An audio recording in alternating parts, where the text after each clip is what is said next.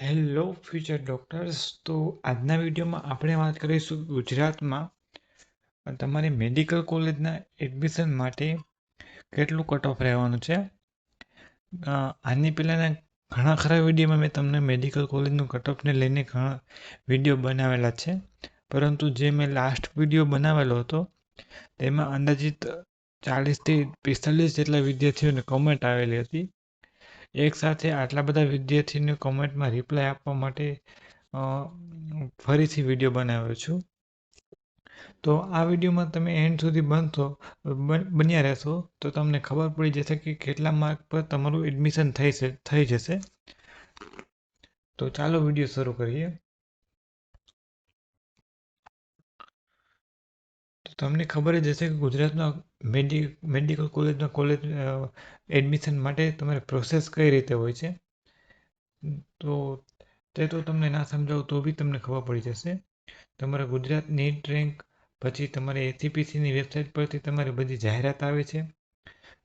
તેના પરથી તમને ગવર્મેન્ટ જીમર્સ અને મેડિકલ કોલેજ આપવામાં આવે છે.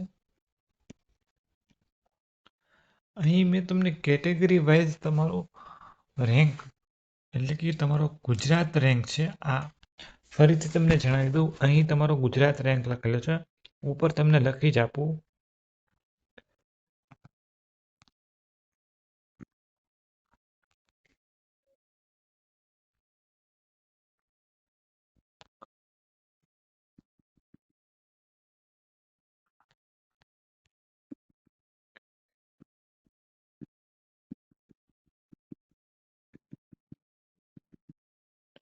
અહીં તમારો ગુજરાત રેન્ક છે.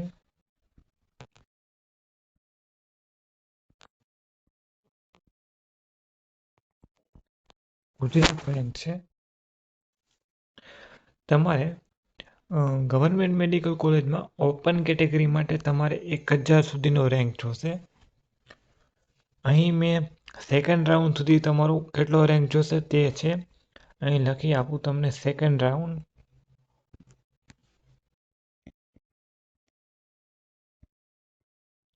સેકન્ડ રાઉન્ડ સુધીનું છે. તમારે ઓપન કેટેગરીમાં ગવર્મેન્ટ મેડિકલ કોલેજ તમને સેકન્ડ રાઉન્ડ સુધી જો તમારો 1000 રેન્ક હશે તો તમને સેકન્ડ રાઉન્ડ સુધી તમને મળી રહેશે. થર્ડ રાઉન્ડમાં તમારે હજી થોડા 1020 રેન્ક હશે તો બી તમને મળી રહેશે, પરંતુ અહીં મેં સેકન્ડ રાઉન્ડ સુધી લીધેલું છે. એસસી કેટેગરી માટે તમારે 3500 સુધીનો રેન્ક જોશે, ગુજરાત રેન્ક. એસટી કેટેગરી માટે તમારે 11000 જેટલો રેન્ક જોશે. એસીબીસી કેટેગરી માટે તમારે 1620 જેટલો રેન્ક જોશે અને ઈડબ્લ્યુએસ માટે તમારે 1250 સુધીનો રેન્ક જોશે. તો આ જ રીતે હવે આપણે વાત કરીએ જીમર્સ મેડિકલ કોલેજ.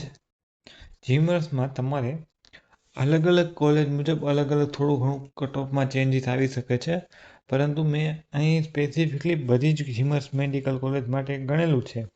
તો તમારે 930થી લઈને 2480 સુધીનું કટ ઓફ રહેવાની છે, ગુજરાત રેન્ક રહેવાનો છે. તમારે ઓપન કેટેગરી માટે 930થી લઈને 2480 સુધીનો ગુજરાત રેન્ક જોશે. તમારે એસસી કેટેગરી માટે 3200થી લઈને 5500 સુધીનું ગુજરાત રેન્ક જોશે. ગુજરાત રેન્ક અને જનરલ મેરિટ રેન્ક બંને સેમ જ છે. તેમાં કોઈ પણ ડિફરન્સ નથી, બંને સેમ જ ગણાય છે. હું અહીં વિડીયોમાં મોટે ભાગે અમે બધા જ જનરલ મેરિટ રેન્કને ગુજરાત રેન્ક કહીએ છીએ, કારણ કે ગુજરાતમાં મેડિકલ કોલેજનું કાઉન્સેલિંગને બધી જ પ્રોસેસ જનરલ મેરિટ રેન્ક પરથી જ થાય છે. કોઈ સ્પેસિફિકલી ઓલ ઇન્ડિયા રેન્ક પરથી નહીં કે કોઈ પછી તમારા માર્ક પરથી એડમિશન થતું નથી. ગુજરાતમાં જેટલી પણ મેડિકલ કોલેજ છે, જેમ કે ગવર્મેન્ટ, જીમર, સેલ્ફ ફાઇનાન્સ, બધા માટે તમારે જનરલ મેરિટ રેન્ક પરથી જ એડમિશન થાય છે. તો જનરલ મેરિટ રેન્ક અને ગુજરાત રેન્ક બંને સેમ જ છે. એસટી કેટેગરી માટે તમારે જીમર્સ માટે 11000થી લઈને 15900 સુધીનો જનરલ ગુજરાત રેન્ક જોશે. એસીબીસી માટે તમારે 1500થી લઈને 2900 સુધીનો જનરલ રેન્ક જોશે. અને ઈડબ્લ્યુએસ માટે તમારે 1200થી લઈને 2600 સુધીનો ગુજરાત રેન્ક જોશે.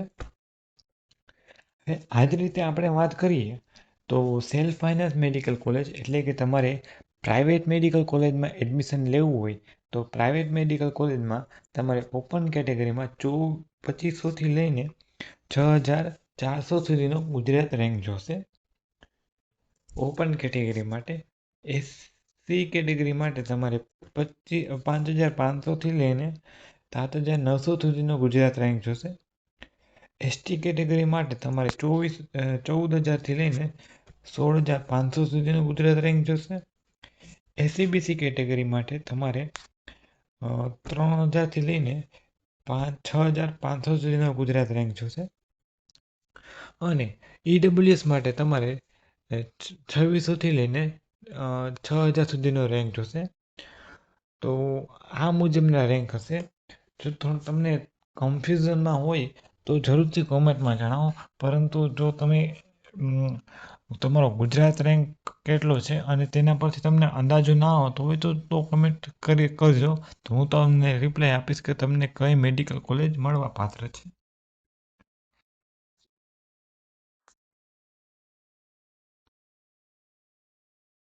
હવે મહત્વની વાત કરીએ તો તમારે સૌથી વધારે ગવર્મેન્ટ મેડિકલ કોલેજમાં ઓપન કેટેગરીમાં તમારે 1000 સુધીનું ગુજરાત રેન્ક રહેવાનો છે. જ્યારે એસીબીસી અને ઈડબ્લ્યુએસ માટે તમારે અનુક્રમે 1620થી લઈને 1235 સુધીનો રેન્ક રહેવાનો છે. આ તમારો સેકન્ડ રાઉન્ડ સુધીનો રેન્ક છે. જીમર્સ માટે તમારે સેમી ગવર્મેન્ટ માટે ઓપન કેટેગરીમાં 2480 સુધીનો રેન્ક રહેવાનો છે. એસીબીસી માટે 2900 સુધીનો રેન્ક રહેવાનો છે. સેલ્ફ ફાઇનાન્સ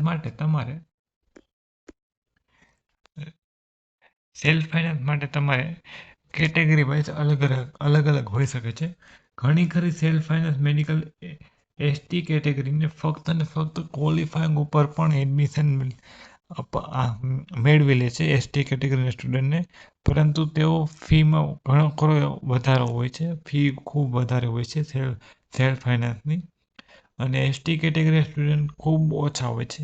ગુજરાતમાં એસટી કેટેગરીના સ્ટુડન્ટ જેટલા ઓપન કેટેગરીના હોય છે તેના ત્રીજા ભાગમાં પણ હોતા નથી. એટલે કે 30% સુધીના પણ હોતા નથી. એટલે એસટી કેટેગરીમાં કોમ્પિટિશન ખૂબ ઓછું હોય છે અને તેમને ઓછા માર્ક પણ પર બી સેલ્ફ ફાઇનાન્સ મેડિકલ કોલેજ મળી રહેશે. અને તેઓ રેર કેસમાં સેલ્ફ ફાઇનાન્સમાં એડમિશન લે છે કારણ કે એસટી કેટેગરીના મોટાભાગના સ્ટુડન્ટ સેલ્ફ ફાઇનાન્સમાં મોટી ઘણી ફી ભરી શકે તેમ ના હોય એટલા માટે.